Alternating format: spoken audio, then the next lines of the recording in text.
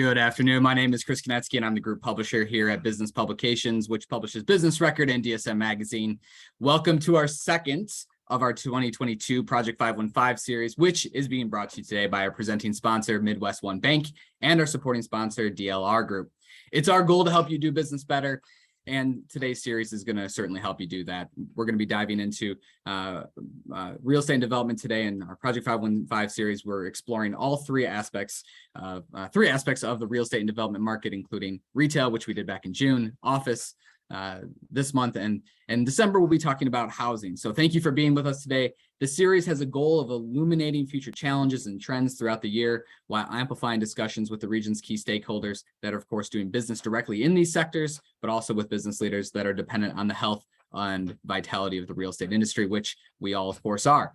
Coverage of the discussion today is going to appear both written and in video form, and it's going to be integrated across the business record in our print products, within our weekly CRE e-newsletter, businessrecord.com, and of course, social platforms as well. We've got a great panel lined up for you to help peer a bit into the future about what the office sector is going to look like in 2022 for the rest of the year and, of course, beyond. And we've got a lot to discuss today. But before we do, we, of course, want to make sure to thank our sponsors for helping make this possible. Our new this year is presenting sponsor, Midwest One Bank. They're being represented today by Dan Clute, Market President, and Randy Willard, Retail Market Manager. At Midwest One Bank, community is at the heart of everything they do. And since 1934, the bank has embraced taking care of their customers in order to help their customers and communities succeed. Today, we've got a brief video from Midwest One.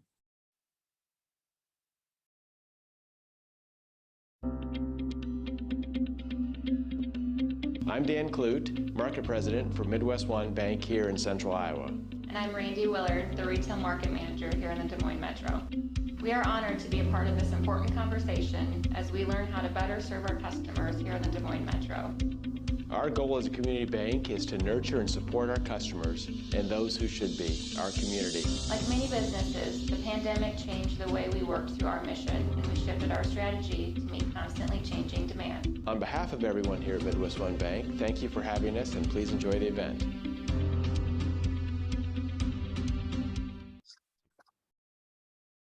Thanks again to Midwest One for your sponsorship today. We really appreciate you helping power today's discussion. Our supporting sponsor again this year is DLR Group, who is returning from our inaugural year, launching this in 2021. DLR is a leading integrated design firm located in Des Moines with offices around the globe and more than 1,000 plus design professionals. Their promise is to elevate the human experience through design. It's a lofty goal. I'm pleased to welcome Melissa Spearman, the principal and workplace leader at DLR Group, who's going to tell you a little bit more about what DLR can do. Great. Thank you, Chris, and good morning or good afternoon, everyone. So as Chris said, we are pleased again to be a sponsor for Project 515.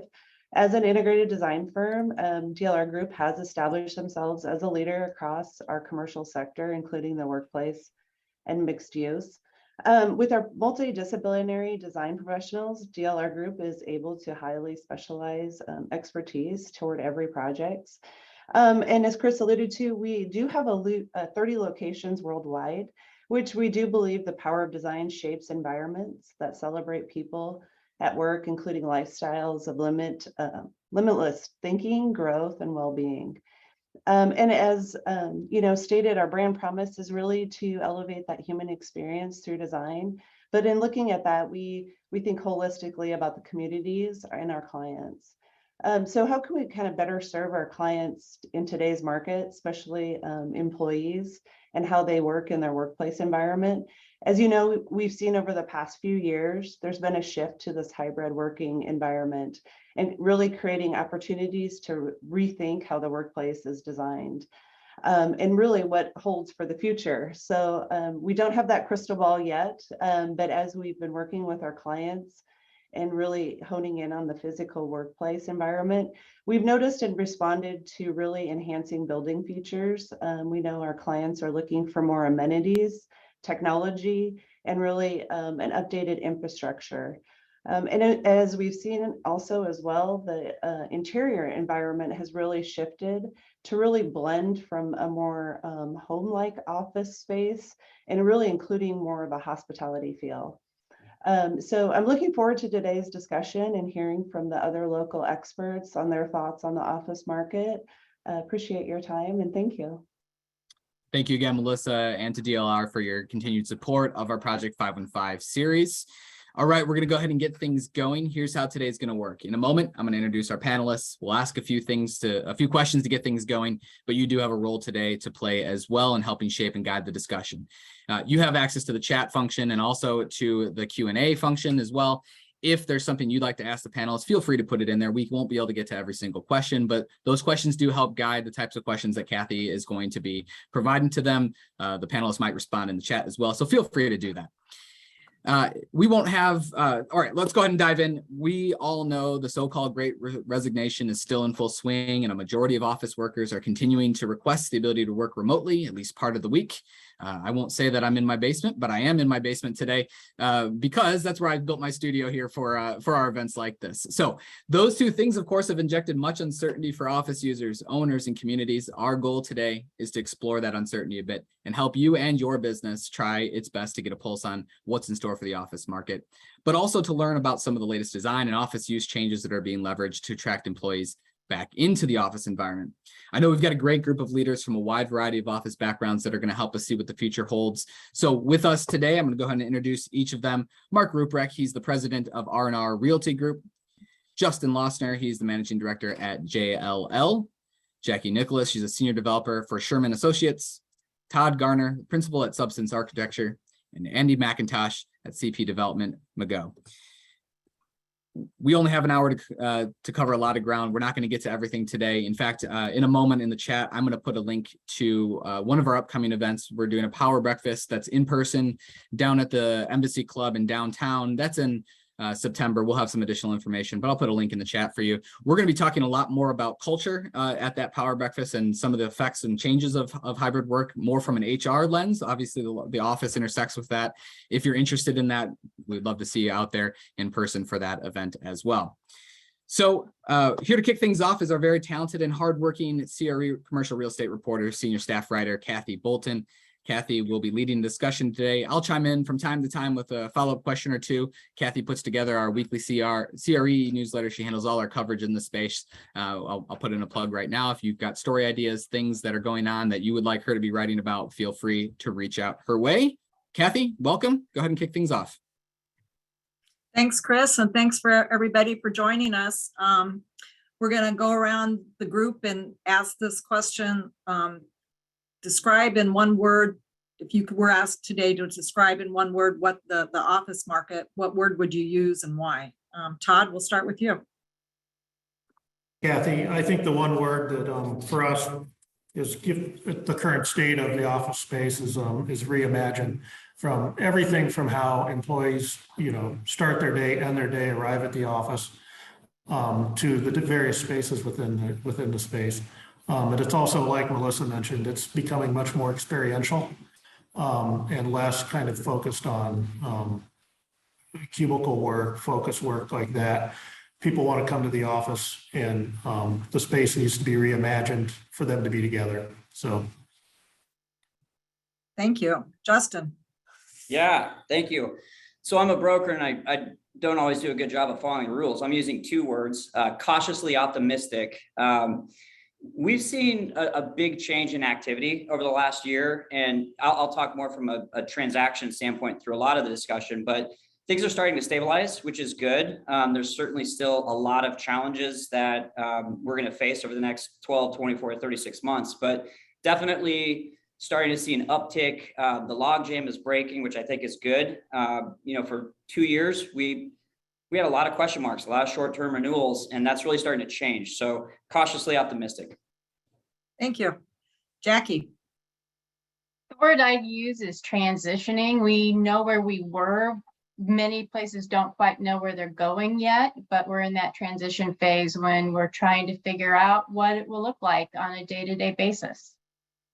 Great, thanks. Andy? Thanks, Kathy. It's kind of a dark word, but I'd use murky, and not because the outlook is dark, but just because there's a real lack of clarity, whether you're looking market to market or even business to business. And so if you are a real estate developer or an investor, I think there's a lot of murkiness yet about what the future use of office is. Great. And then Mark? You. I knew I was going to do that one time.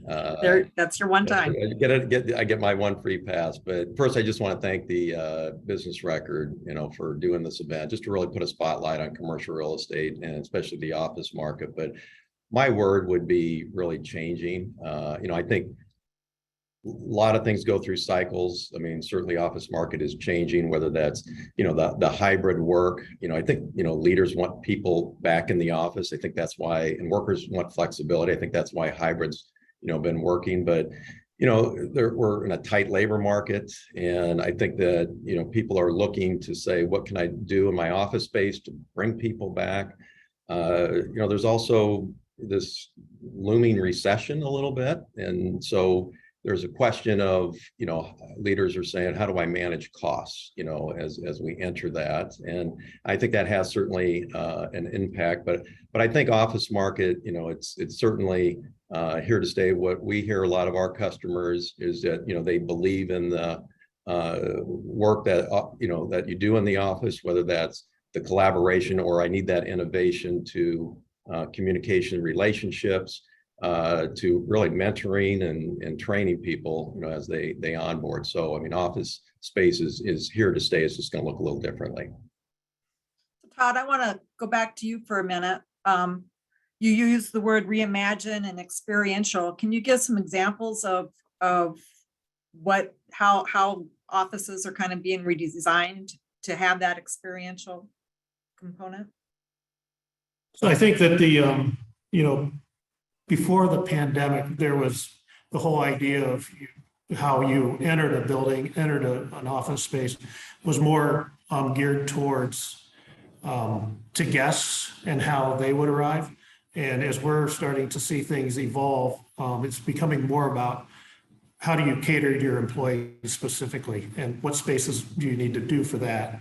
But also, and Justin can allude to this a little bit in some of the buildings downtown that we've worked on, is that we're seeing some of the multi-tenant office buildings provide amenities that are not specifically for one tenant, they're for multiple tenants. And as people and companies want employees the reason they want to come back to work and they want to make the commute is to be together. And for larger spaces, event spaces, experiential spaces, if a building can have a space that a tenant can use for that purpose, I think that's making it a lot more marketable to certain tenants. And I'm seeing a lot of smaller spaces, 5,000-10,000 square feet, where they just don't have the budget to build a large experiential space for all of their staff. So they're looking for that amenity downtown. So what does an experiential space look like? It looks a lot like Melissa mentioned. You're seeing it being more restaurant-like, a lot of variety of places to sit, but also everybody to be together. So tables, chairs, booths, lighting, it all comes together like that. Great, thanks. So Mark, you took over the reins, became president during the recession 10 or so years ago, right? Right. So how is what we're going through now the same or different than what we went through then? Great question. And I think there's a lot of differences, between it. I think the one similarity, during the Great Recession to, the pandemic, is we did see an increase in vacancy during that time, but for a lot of different reasons. Again, Great Recession, and the reason it was called a Great Recession because it was a deep recession, and there was a lot of jobs being shed. And so if you look at it related to office space, office spaces house jobs. If there's less jobs, there's less need for that. And it was a financial crisis, so credit was really tight. You had, a lot of foreclosures, even on office buildings. So it was a little bit different. Even, as you look at the job market, at that time, we certainly have high unemployment rate compared to today, where unemployment rate is so low and tight. The difference, there is that, you got, credit available and so forth. It's just really been more about the pandemic. You can't really go back a long time to compare what that looked like versus past recessions. No one really had a playbook for it. So it really changed the way we work. And so those two are, I think, pretty different. Okay. And then sort of what sparked a return then that you knew we were out of the recession? What sparked that return to the office sector? Yeah, I would say that it's not just one thing that sparked it. The office market really relies a lot on the economy and how that economy is doing, and jobs, is really the big part. And I think as the Great Recession, as the economy improved and businesses were more profitable and revenues grew, they were able to add jobs. And I think that as you look at where we're at today, I think just having some of that stability in our economy and confidence, we're seeing today people signing longer term leases. And so that gives you some idea that there is some more stability. But I think that, when there's uncertainty, then real estate decision and office space certainly makes decisions differently, especially if you have a looming recession, they want to pull back a little bit. So I think our economy has to continue to grow for the office space demand to come back. Quick follow-up. You mentioned the longer term leases. Is that perhaps a reaction to, obviously folks that are leasing out the space? Is that a reaction to looking for some more stability with tenants in the space? So being able to, maybe there's some opportunities there for folks that are locking in a longer term to be able to do that? Right. I think, you go back a couple of years ago, there was a lot of kicking the can down the road because they didn't know what it was going to look like as far as hybrid. So I think what's happening today is that people, are committing to this hybrid. They know what the model looks like. It was more about, do I come back to work because of COVID? Now it's more, do I come back to work, because of, the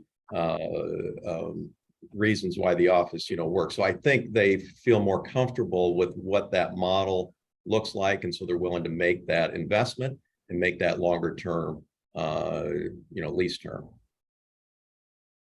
Great, thanks. Others want to contribute to this, Jackie, or? So I have just a quick comment on it. So okay. I agree with Mark. It's completely different. Most people retain their jobs, but now you fast forward 2 years later, and this is a true story. Some major corporations are just now announcing a return to work. And again, this is a true story. So last week, I'll call it a friend of mine, mentioned that they had finally gotten their kind of return to work strategy, call it 3 days a week, 4 days a week or whatever.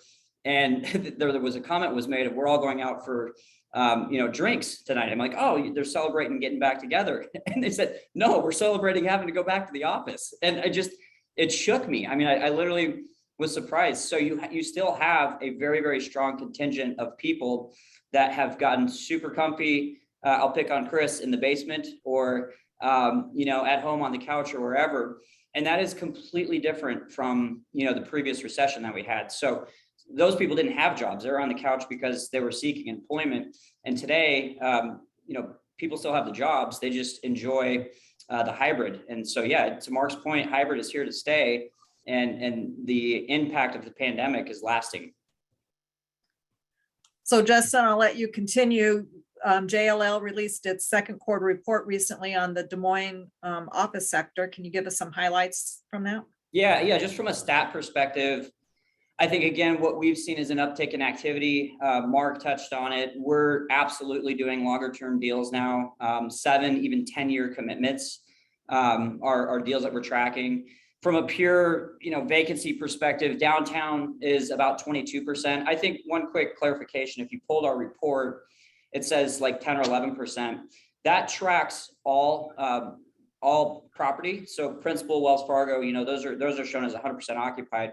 So it skews those numbers. I think if you really want to get to the meat of what the true vacancy is, take that out of it. And what you're left with is about a 22% vacancy for downtown. Interestingly enough, it's always been about that, 18, 20, 25 at the height. So while it feels like there's a lot more vacancy, it's pretty similar to what we've seen in some of the peaks and valleys.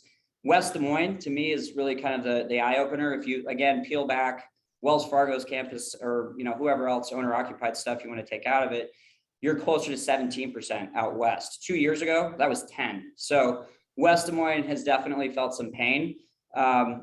The other kind of takeaway for us, though, I would say is if you looked at the number of leases that are getting signed over the last 12 months, about 80% of that activity is happening out in West Des Moines.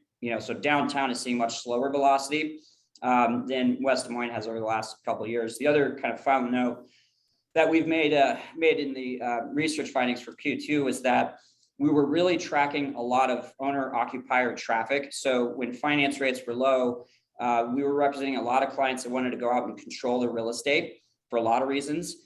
So the 7, the 10, the 12,000 square foot standalone office became highly desirable.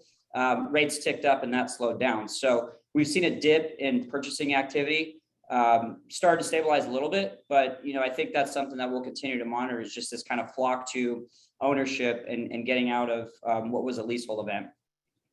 One of our, somebody in your audience wants to know what industries seem to be increasing and which are decreasing their spatial needs. Yeah, so the active deal sectors that we've seen a lot of this year, law firms are extremely active right now. Counseling and therapy. We've done more behavioral counseling therapy deals in the last 12 months than I probably did in 5 years combined easily. And these are good sized deals. We've done 10, 11, 12,000 square foot, 10-year lease commitments. So they've been highly active. Tech has been very slow. We've seen some of these tech folks who frankly were ahead of this experiential office space that we're going to talk a lot about. They had the collaborative space, they had the open areas, they had the soft seating. So they were actually ahead of the curve, but they're also not coming to the office at this point. So it's kind of unique to see that, but tech's been slow to return. Financial services have been pretty active, I'd say. We've seen, we'll talk a lot about flock to quality. So people that were in dated space or were due for a refresh, we've seen those folks hit the market and really try to target Class A product with all of the amenities we're talking about. It's the conference rooms, it's the training rooms, the fitness centers, which by the way, those look different now. 5, 10, 15 years ago, those spaces were a check the box, right? Nobody used it. And half the time the fitness center was in the basement. That's not the case anymore. That, if you're at 801 Grand, your fitness center needs to be on the top of the building. It's got to be a premier view and not, in the parking garage. So we'll continue to see that evolve, especially as these other folks kind of come off the sidelines that have been hesitant to get back to the market. Great stuff, Justin. Thanks. Andy, McGuff might not be familiar to some in our audience. Why don't you tell us a little bit about the company? Yeah, thank you. Happy to be here today and joining you all. I am based in the Twin Cities, which is where McGuff's main office is. We are a call it 62, 63-year-old private family-owned business, still owned by a McGuff today. And we're a general contractor, a real estate developer, and a property manager. And we've had a presence in Des Moines for the better part of a decade.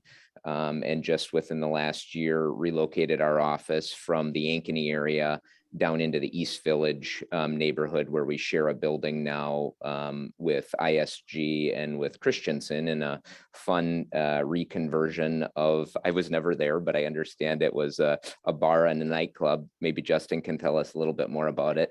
And it's now a beautiful repurposed office building. And so we do work in the upper Midwest. We also have a presence now in an office down in the Dallas area and just recently in North Carolina. So probably a couple of years ago would have absolutely described us as a regional company. I would say we're bordering on being a national footprint now.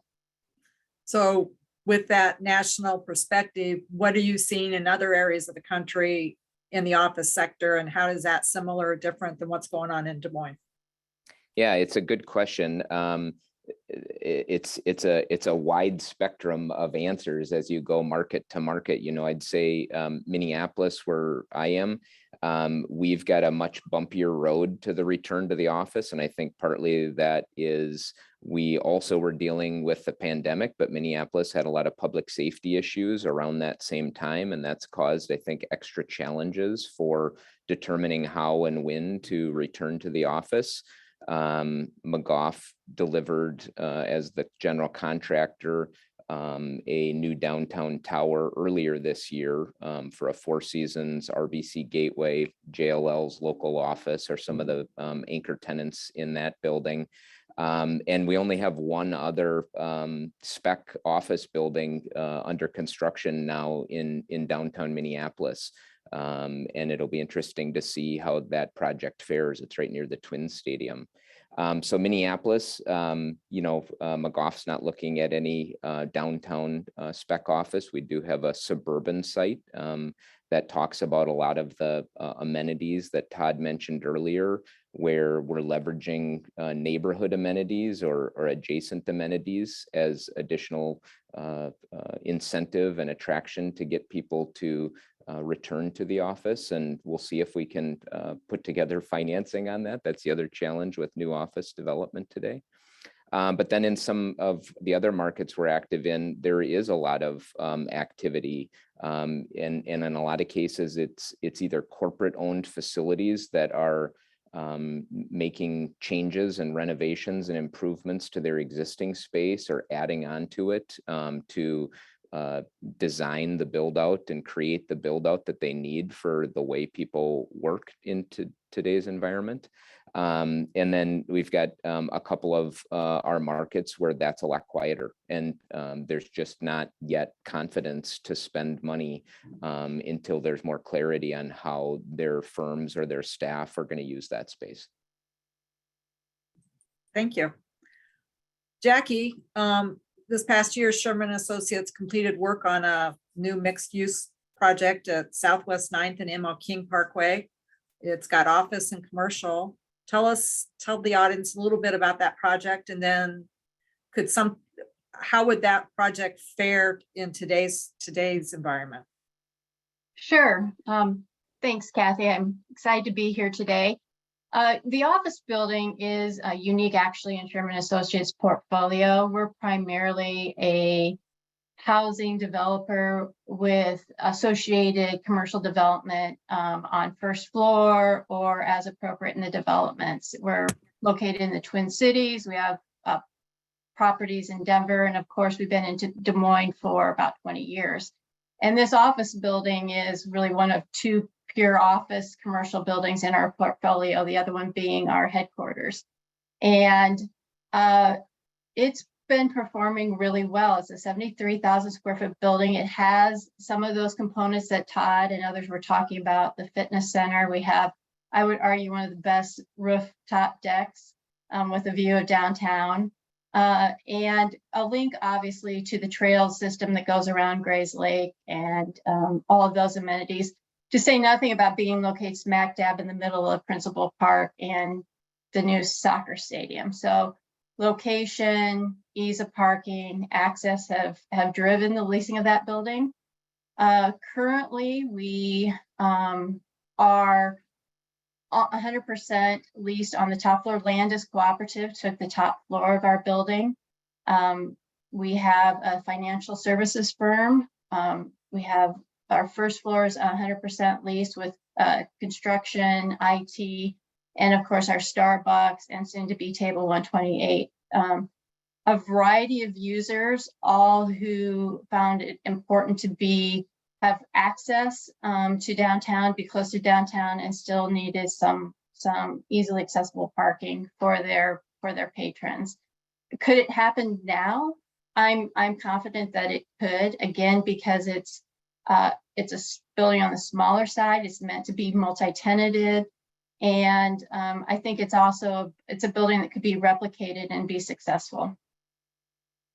Justin, can a mixed-use project like that, how are those faring in Ankeny?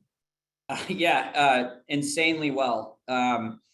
In general, I've kind of touched on suburban market versus downtown. They're two completely different challenges that face those types of markets. But Ankeny specifically, I mean, if you look at just the district, which we market for the DRA team, 600 some odd thousand square feet of total product of retail, hotel, office, all of the experiential stuff at your fingertips. And if you're a 2,000 square foot user that pulls right up to your parking spot, walks right into your building, and then walks downstairs to grab sushi, that's the type of space that's moving. We have one 5,000 square foot vacancy in that entire portfolio. DRA, so it better work because DRA is building another one. We're under construction on 100% spec. It's the same model that they've used over and over and over again. Design it well, include the amenities, provide the experience, and that stuff's moving. So Ankeny specifically has done very, very well. Great. So Todd, talk a little bit about the hybrid work arrangements, how they're affecting how office spaces are being designed today. Oh, well, there's definitely a shift away from pre-pandemic workspace arrangements. I think we're seeing a lot more as people come back. What we're hearing from our clients is that they want to be together. So when they're in a collaborative kind of open office work environment, the cubicle walls are coming down. It's more collaborative furniture, sit-to-stand desks, a lot of face-to-face arrangements. But at the same time, as many of those, we need to, cater to those collaborative environments, those work environments. There's a high demand and a high need for focused workspaces. So what we used to talk about as private offices or focus rooms are becoming more and more critical, and those have to be designed, to be super quiet. When the door is closed, you can't hear the other people in the other rooms. And they, the furniture arrangements are varying from, a standard desk arrangement to more of a sofa and a chair arrangement. But every one of those kind of focus rooms also has just pervasive technology throughout it. The wireless has to work well, the TVs on the wall, the cameras, everything has to come together to function, or the staff just won't use it.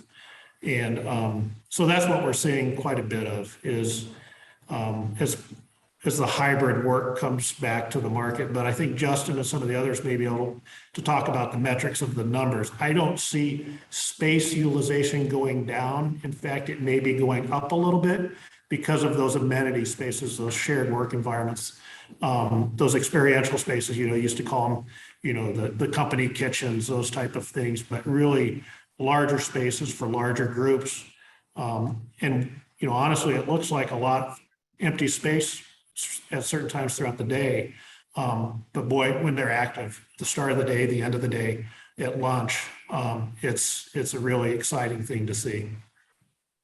Do you see that type of design going forward for the foreseeable future, or do you see a shift at all back to the way the cubicles? It's hard to tell, but I don't see a shift going back to cubicles. If people want to be in a cubicle, they're going to stay home and work from home. But also going back to some of the, I think Justin and Jackie mentioned this, but you're starting to see clients asking about what is the neighborhood like? What is what are the amenities in the neighborhood? Is there a coffee shop nearby? Are there good restaurants? Is there shared space? And it's going to be really exciting to see, what happens up around Come and Go and the new Big Grove as it opens its hours up more. And, businesses using that for meetings, for gathering spaces, and just seeing how that's all shared by the community. Okay. Todd, I had a quick question for you. Are you seeing any examples yet of quality technology that allows a true hybrid meeting where you've got live participants at the office in the conference room and you've got colleagues calling in from home? Yes, almost everywhere. And it's it's not only in the shared workspace, it's in all the conference rooms, all those touchdown rooms. It's everywhere. And the technology is really getting better. In fact, I think what you're starting to see in some of the larger markets is that there are workplace design firms, architecture firms, interior design firms that are merging with technology companies, and they're really designing that experience from start to finish. Because it's the piece that I've thought was a little lagging, trying to play catch up through this return to the office in some hybrid fashion. And at least the versions that I've seen, we were talking about, I saw one of the pop-up chat questions, are people who are choosing to work from home at a disadvantage potentially amongst their peers who are in the office. And certainly with that hybrid conferencing technology, I think the live participant experience, at least initially, was significantly better and stronger than anybody who might be calling in and participating virtually. Yeah, I think that'll be true going forward. There's nothing like being together. You know, it's really important to the culture and the place. Yeah, and to piggyback on that, I mean, we've all been on, we'll do it on this call. We're going to hit leave meeting, and there's going to be 5 people in the room, and then they're going to chat about their weekend after that. And those are the type of experience, talk about experiential, right? That's what's drawing people back to the office, or should, frankly. And if it hasn't yet, it will, because I think that divide, Andy, that you touched on will continue to grow. Not only in just the, hey, what did you do? Or, you know, go Hawks or whatever. It's also the 50-year-old senior leader that grabs the 20-year-old for lunch and talks about, hey, this is how you could have handled that, or just some of those random interactions that can happen face-to-face that aren't going to happen on a Zoom call. I just read an article recently about, and I don't know this individual, but Jonathan Johnson, the CEO of Overstock.com, who has their headquarters in Utah. And he said during the pandemic, in an attempt to bring his staff back to the office in some live capacity, over the course of 8 months, he hosted Tuesday lunches, kind of brown bag lunches with the CEO, and whoever showed up was going to get an hour of direct access to the company's CEO. And he said over the course of 10 months, he had 8 months, he had 10 attendees.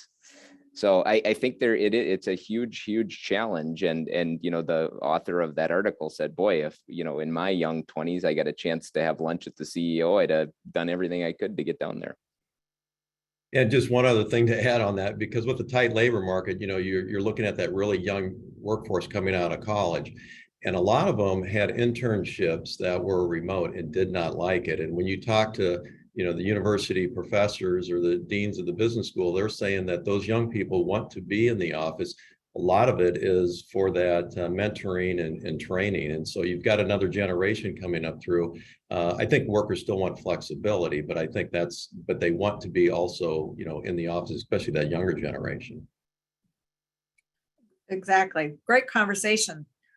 So we're going to shift a little bit. We're seeing larger companies with lots of office workers start to scale back the amount of office space they're leasing. Some of that means the vacation of entire floors of buildings or even an entire building.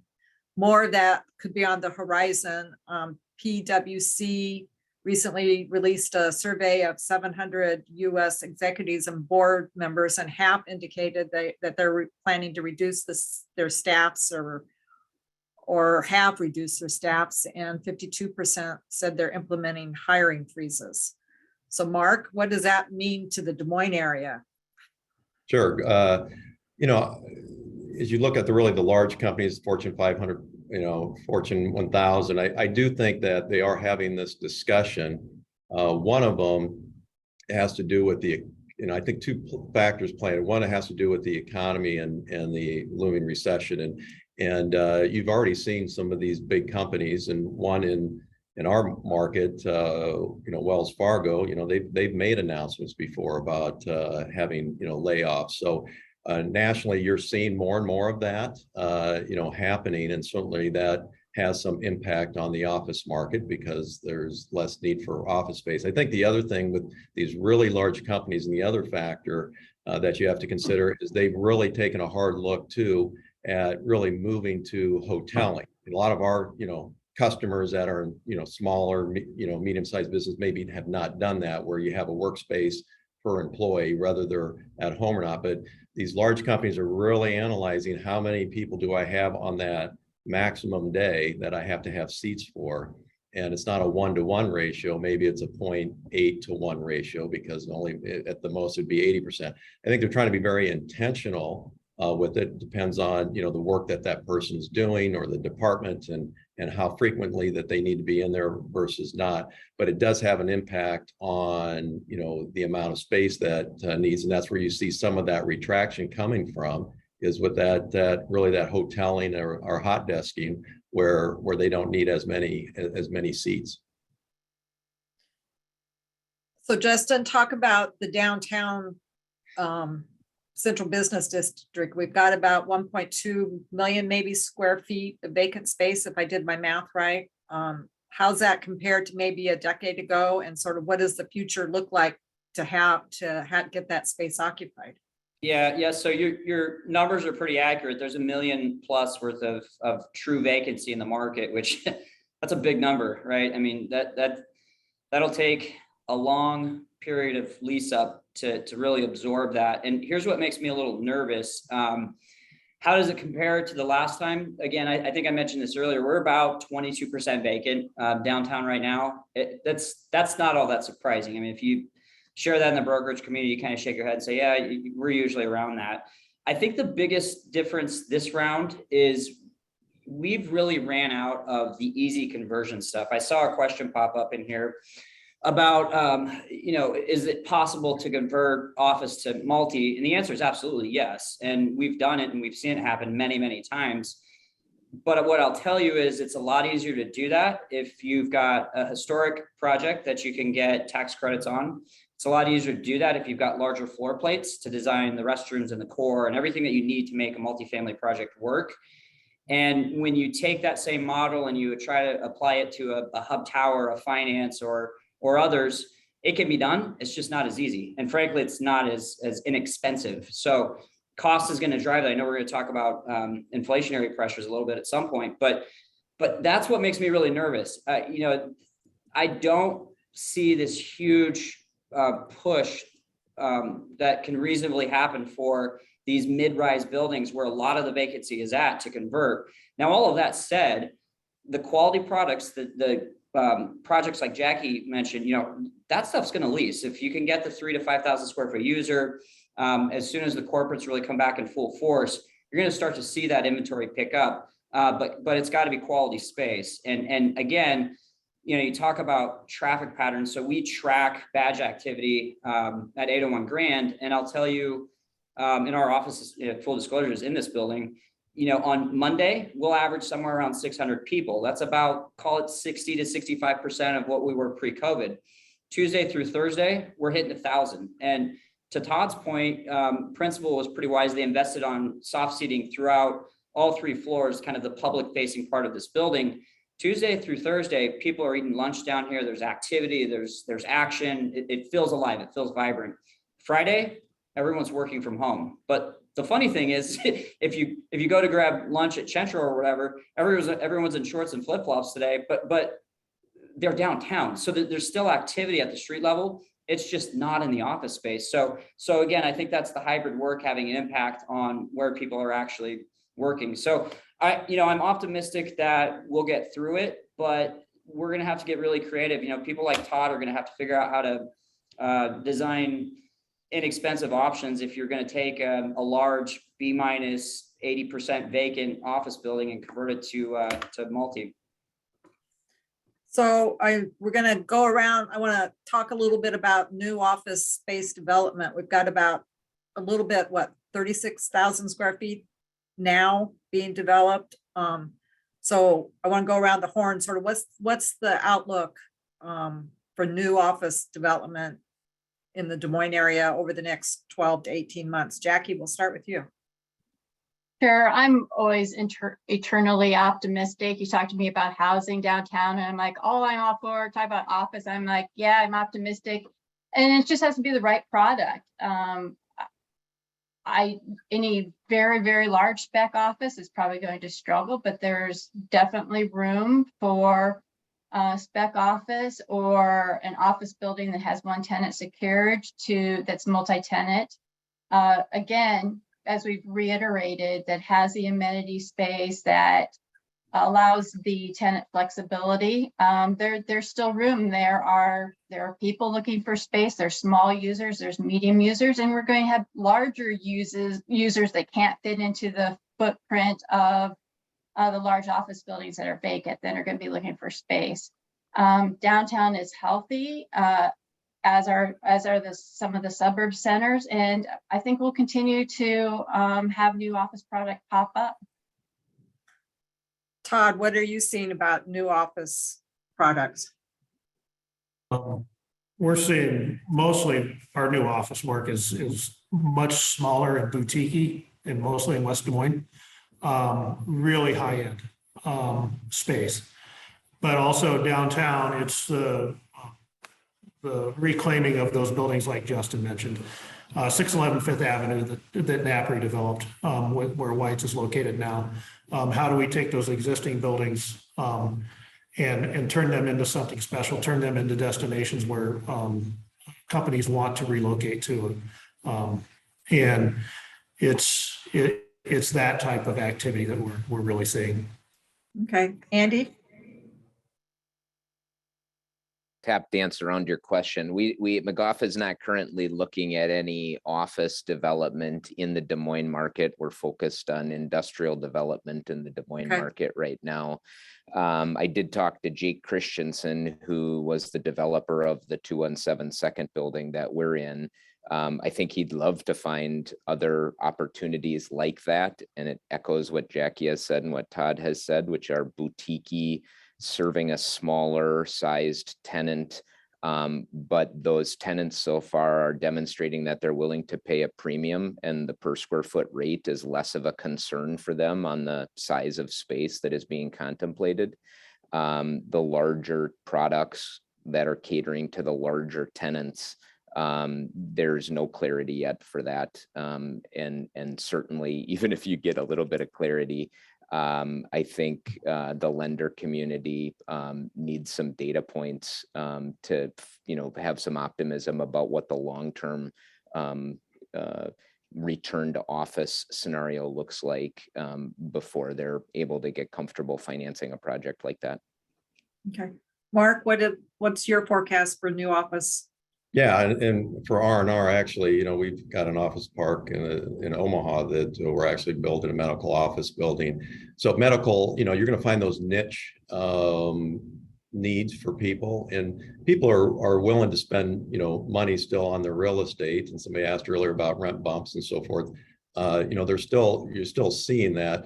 The big factor today is just inflation on construction costs. And so what that cost of a project is today versus a year ago, is significantly more. The other factor is the cost of capital, because the cost of capital, Fed just started raising interest rates earlier this year. So you're seeing, an increase in 10-year treasuries, interest rates are up. So that cost, makes it a little bit more difficult to make projects go. But I don't think you'll see any large scale of any spec development. I certainly think you'll still see the niches out there for certain customers that want to have or maybe own their own facility. And Justin? Yeah, I think everyone pretty much nailed it. Outside of Ankeny, of course, which, like I mentioned, we're still doing spec, different product, retail first floor, office second floor, but we're tracking very, very little spec products right now. The Oaks project that CB's marketing off of Grand in West Des Moines is a really special project. And to Todd's point, John Galloway, the developer, really took the time to figure out what's it going to take to attract people to the building. And it comes at a higher lease rate.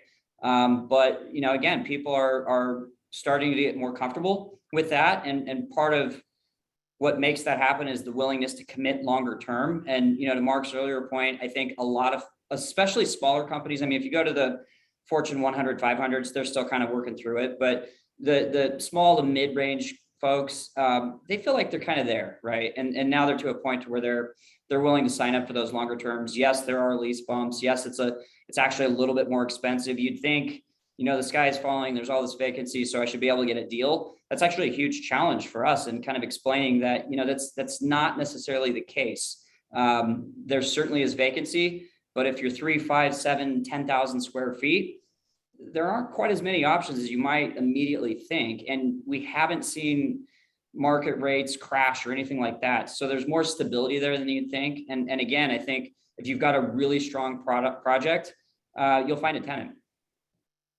And then Justin, sort of what are we seeing about with subleasing? What's going on with that? Is there still a lot of sublease space on the market?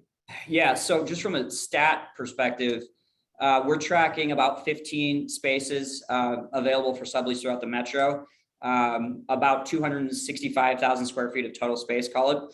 There were 19 spaces at this time last year available. So we've actually seen less sublease availability, about the same square footage. I think the interesting note, if you take out one of the larger availabilities at 63,000 square feet in West Des Moines, we're less than where we were in 21. I think a part of that is, I'll use the example. We did a 24,000 square foot deal with essentially a call center in West Des Moines right before COVID struck. And much like most tenants, they negotiated a right to terminate about halfway through their lease term. So their immediate reaction during COVID was to put that space in the submarket, hope they get lucky to move it. Guess what? It didn't move, and now they have a right to terminate. So they've written a check to get out of that. And we saw a lot of folks pull the trigger on that.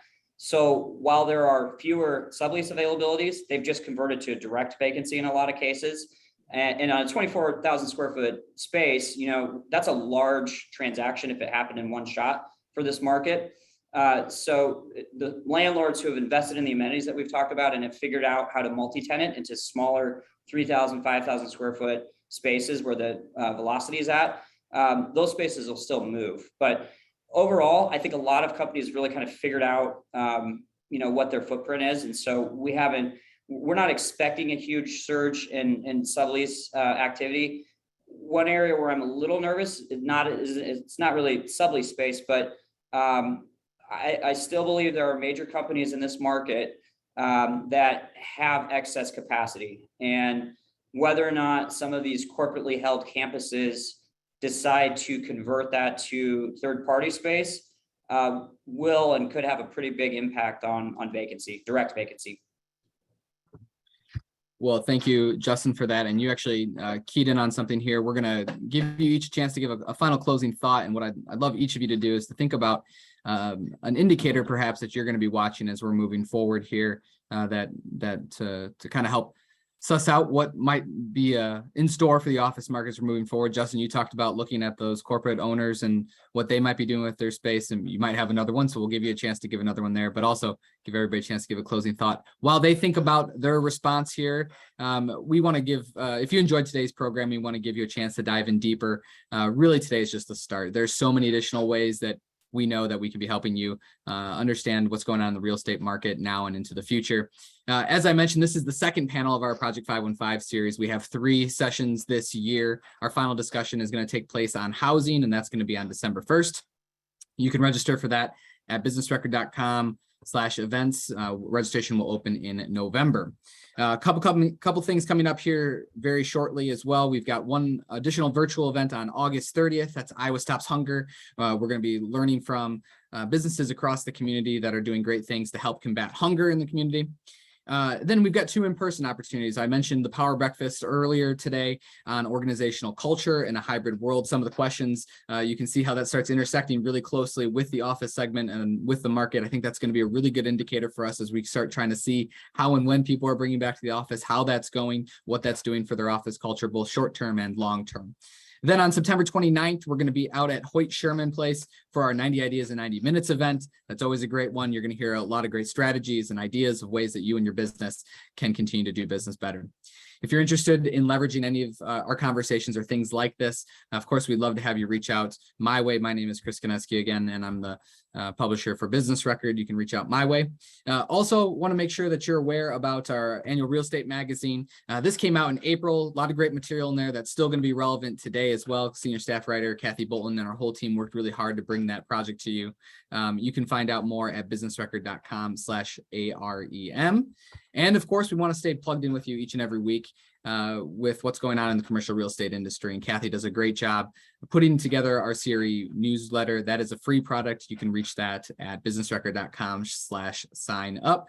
And of course, if you have any feedback, feel free to reach out my way. Feel free to reach out to Kathy with story ideas. That's how we help serve you, is to learn what's going on in the community. What do you want to learn about? Reach out our way. That will help shape the types of things you see in our products. All right. I want to give you each a chance to give that final takeaway and a final wrap.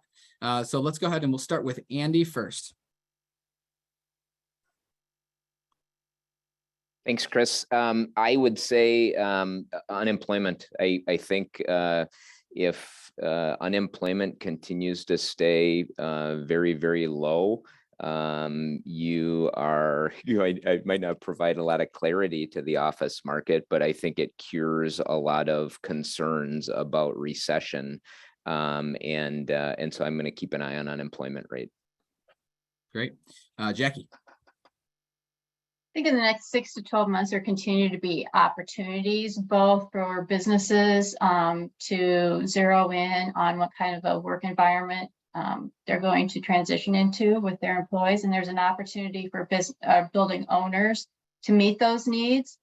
So we'll see more clarity in the office market as workers come back and people have the ability to lease spaces that really work for their companies for the next 5 to 10 years.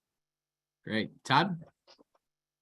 I share Justin's, I watch cars a lot, and last 2 years, 235 was nearly empty. Now it's almost pre-pandemic. At the start of the day and the end of the, well, even in the middle of the day. But downtown, you see the large corporate tenants and the amount of parking that's underutilized right now. And there are a lot of opportunities for how you relook at that, reimagine those spaces, and then seeing how those large corporate entities handle their campuses and what that means for downtown and the surrounding communities. All right, Mark. Yeah, I think it's just really looking from a supply and demand standpoint, how much space is on the market, what's being built, to what corporate profits are and how their business is doing, and are they growing. But I think the office market is just like a lot of the other sectors, industrial, retail, it's going through a cycle. And you think about even a decade ago, kind of an analogy of the retail, when people were, all of a sudden e-commerce was growing and people were shopping from home. You're working from home is kind of what the office is, but retail kind of had to reinvent itself a little bit because it was about, more clicks and less bricks. And so, office is kind of going through that a little bit. Technology has driven a lot of that. But I think, office will reinvent itself, and I think office will be fine. Great. And Justin will give you the final thought. Yeah, I agree with Mark. I think there'll be a lot of activity in the next 6 to 12 months. Our team did more one-year renewals than we'd probably done in our entire careers over the last 24 months. And that's created a significant rollover event, is what we're calling it, of opportunity for office users to resituate themselves, to make longer term decisions and kind of reinvent themselves. Great. Thank you, Justin. And thank you to all of our panelists. And of course, thank you to our audience for attending today. As a reminder, we're making this series free and available to the community thanks to the support of our sponsors like Midwest One and DLR Group. So a big thank you again to them. We too are a locally owned business, and we're working hard to continue to navigate through all of the challenges that everybody is facing as business owners. And you can help ensure that we continue to bring you events like this, and of course, quality reporting that we're able to keep investing into. The best way for you to do that, of course, sponsorships and advertising from companies like Midwest One and DLR help make this type of programming possible. And time again, of course, leaning into that space when there's times of uncertainty helps those companies, of course, emerge even stronger coming out of that time. So if you're already not a member of the Business Record, we'd love to have you as a member. You can sign up at businessrecord.com/membership. That also helps support what we do. Also, I want to give a big thank you to Kathy Bolton for putting together such a fantastic panel. She's truly our expert here at BPC, and we're fortunate to be able to lean on her knowledge to be able to put together nice, robust discussions like this.